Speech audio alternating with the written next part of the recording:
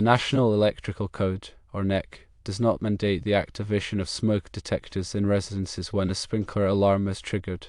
However, local fire departments might enforce their own codes or ordinances that stipulate such integration. These requirements differ based on the specific jurisdiction. If a local fire department requires a sprinkler alarm to activate smoke detectors in residences, there isn't one single standardized method for accomplishing this. The chosen method hinges on factors like the type of sprinkler system, the smoke detectors in place, and the local fire department's specific stipulations. Generally, there are two primary approaches to integrate sprinkler alarms with smoke detectors: firstly hardwired and secondly wireless. In a hardwired system, the sprinkler alarm system is physically wired to the smoke detectors. When the sprinkler alarm is activated, it transmits a signal to the smoke detectors, prompting them to activate.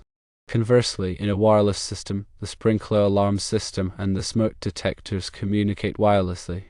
Upon sprinkler alarm activation, a wireless signal is sent to the smoke detectors, causing them to activate.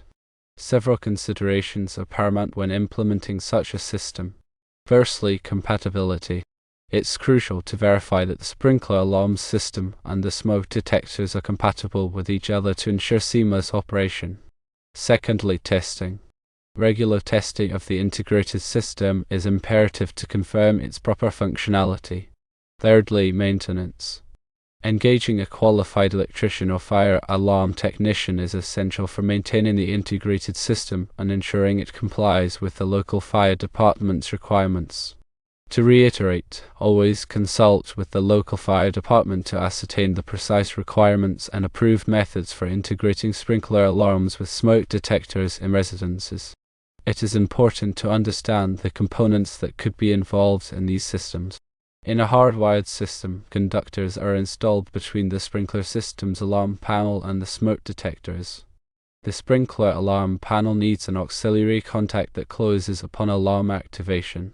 This contact is wired to the initiating circuit of the smoke detectors or a control relay that then activates the smoke detectors.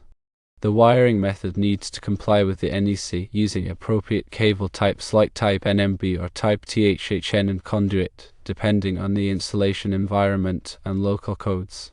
Power supplies are essential too.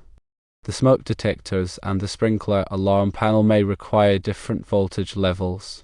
Smoke detectors typically operate on 120 volts alternating current with battery backup, while sprinkler systems might use 24 volts direct current.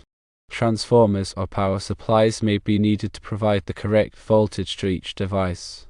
The system also needs to comply with the National Fire Protection Association, or NFPA, 72, which covers fire alarm systems. This includes requirements for wiring, installation, and testing. For wireless systems, radio frequency communication is utilized. The sprinkler alarm panel is equipped with a wireless transmitter that sends a signal to the smoke detectors upon alarm activation. The smoke detectors have corresponding receivers that, upon receiving the signal, activate the smoke alarms. Wireless systems must comply with FCC regulations regarding radio frequency emissions. Wireless communication must be reliable to prevent false alarms or failures to activate. Wireless systems typically use supervised communication channels to ensure that the signal is received and acknowledged. Power is just as critical in wireless systems. Wireless smoke detectors and transmitters are usually battery-powered. Battery life must be monitored and batteries replaced regularly to ensure proper operation. The system should provide low battery warnings. The system needs to be tested regularly to ensure the wireless communication is functioning correctly. This includes range testing and signal strength verification. Regardless of the method used, proper grounding and bonding are essential for safety and to prevent electrical noise from interfering with the system's operation. All metallic components of the system must be properly grounded to the building's grounding system. Surge protection is also vital to protect the system from voltage spikes caused by lightning or other electrical disturbances. Surge suppressors should be installed at the main electrical panel and at each device in the system. System design should account for potential future expansion or modifications. Consider adding extra capacity in the wiring or wireless communication channels to accommodate future additions of smoke detectors or other devices. Documentation is also crucial. Detailed documentation of the system design, installation, and testing should be maintained for future reference and maintenance. This documentation should include wiring diagrams, device specifications, and test results. From an NEC perspective, several articles may apply. Article 760 covers fire alarm systems. This article provides requirements for wiring, power sources, and installation methods. Article 700 covers emergency systems. If the sprinkler alarm and smoke detector integration is considered part of an emergency system, this article will apply. Article 725 covers Class 1, Class 2, and Class 3 remote control, signaling, and power-limited circuits. These circuits may be used for the wiring between the sprinkler alarm panel and the smoke detectors. Grounding and bonding requirements are covered in Article 250. This article provides requirements for grounding and bonding all metallic components of the system. Surge protection requirements are covered in Article 280 and Article 285. These articles provide requirements for surge suppressors and their installation. Wiring methods are specified throughout the NEC, depending on the specific application. Chapter 3 covers wiring methods and materials. Ensure that the wiring methods used comply with the NEC and local codes. A qualified electrician or fire alarm technician should perform the installation and testing of the integrated system. They should be familiar with the NEC and FPA 72 and local codes. The system should be inspected and approved by the local fire marshal or building inspector before being put into service. Regular maintenance should be performed to ensure the system continues to operate correctly. This includes testing the smoke detectors, sprinkler alarm, and the integration between them. Batteries should be replaced regularly, and wiring connections should be checked for corrosion or damage. Keeping in mind the need to consult with the local fire department, it is also important to consider the specific needs of the occupants. Are there any individuals with hearing impairments who may require visual or tactile alarms?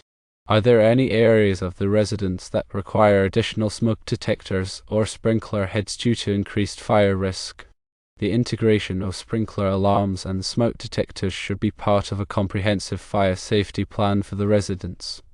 This plan should include escape routes, meeting points, and regular fire drills.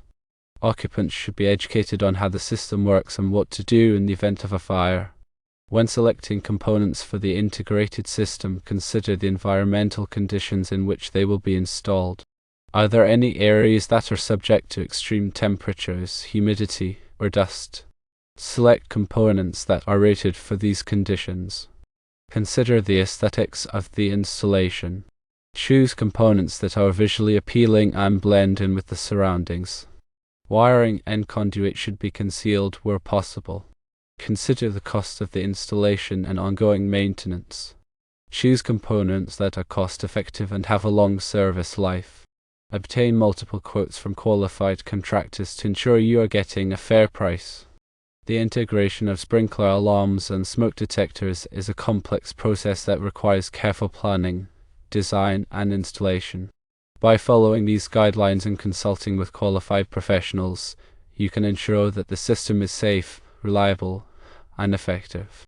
Regular testing of the integrated system is not just a recommendation but a critical requirement. Testing ensures that all components are functioning as intended and that the integration between the sprinkler alarm and smoke detectors is seamless. The frequency of testing should be determined by local codes and the manufacturer's recommendations. However, a monthly test is generally considered a good practice. During testing, simulate an alarm condition in the sprinkler system to verify that the smoke detectors activate promptly. Check the audibility of the smoke detectors in all areas of the residence. Ensure that the alarm signal is loud enough to be heard by all occupants, including those with hearing impairments. If the system includes a remote monitoring feature, verify that the alarm signal is received by the monitoring station. Review the system's event logs to identify any faults or anomalies. Address any issues promptly to prevent future failures. Keep a record of all tests performed, including the date, time, and results. This record can be used to track the system's performance over time and to identify any recurring problems. In addition to regular testing, perform a thorough inspection of the system at least annually. Check all wiring connections for corrosion or damage. Inspect the smoke detectors for dust or debris. Clean the detectors if necessary. Verify that the sprinkler heads are free from obstructions. Replace batteries in wireless smoke detectors and transmitters. If the system includes a fire alarm control panel, inspect the panel for any signs of damage or malfunction. The role of maintenance cannot be overstated. Proper maintenance is essential to ensure the long-term reliability and effectiveness of the integrated system. Maintenance should be performed by qualified technicians who are familiar with the system's design and operation. Develop a maintenance schedule that includes regular inspections, testing, and repairs. Follow the manufacturer's recommendations for maintenance procedures. Keep a record of all maintenance performed, including the date, time, and description of work. Address any maintenance issues promptly to prevent future failures. Consider enrolling in a maintenance contract with a qualified fire alarm company. A maintenance contract can provide peace of mind knowing that the system is being properly maintained and that repairs will be made promptly. It is also important to consider the type of smoke detectors that are used in the integrated system. There are two main types of smoke detectors: firstly, ionization, and secondly, photoelectric. Ionization smoke detectors are more sensitive to flaming fires, while photoelectric smoke detectors are more sensitive to smoldering fires. It is generally recommended to use a combination of both types of smoke detectors to provide the best protection against all types of fires. Smoke detectors should be installed in accordance with the NFPA 72 and the manufacturer's recommendations. They should be installed on every level of the residence, inside and outside of sleeping areas, and in any areas where there is a high risk of fire. Smoke detectors should be interconnected so that when one detector activates, all detectors activate. This will ensure that all occupants are alerted to the fire, regardless of where they are in the residence. In addition to smoke detectors, consider installing carbon monoxide detectors. Carbon monoxide is a colorless, odorless gas that can be deadly. Carbon monoxide detectors should be installed on every level of the residence outside of sleeping areas. Carbon monoxide detectors should be interconnected so that when one detector activates, all detectors activate. Integrating sprinkler alarms and smoke detectors is a critical step in ensuring the safety of a residence. However, it is important to remember that the integrated system is only one component of a comprehensive fire safety plan. Occupants should also be educated on fire safety practices, such as having a fire escape plan, knowing how to use a fire extinguisher, and practicing regular fire drills. By combining an integrated sprinkler alarm and smoke detector system with proper fire safety practices, you can significantly reduce the risk of fire-related injuries and deaths. Consider the impact of the integration on the insurance premiums. Some insurance companies may offer discounts for residences that have integrated sprinkler alarm and smoke detector systems. Check with your insurance company to see if you are eligible for a discount. In conclusion, the integration of sprinkler alarms and smoke detectors is not mandated by the NEC, but it may be required by local fire departments. If required, there are two main methods for integration: firstly, hardwired, and secondly, wireless. Regardless of the method used, it is important to ensure that the system is compatible, tested regularly, and maintained properly.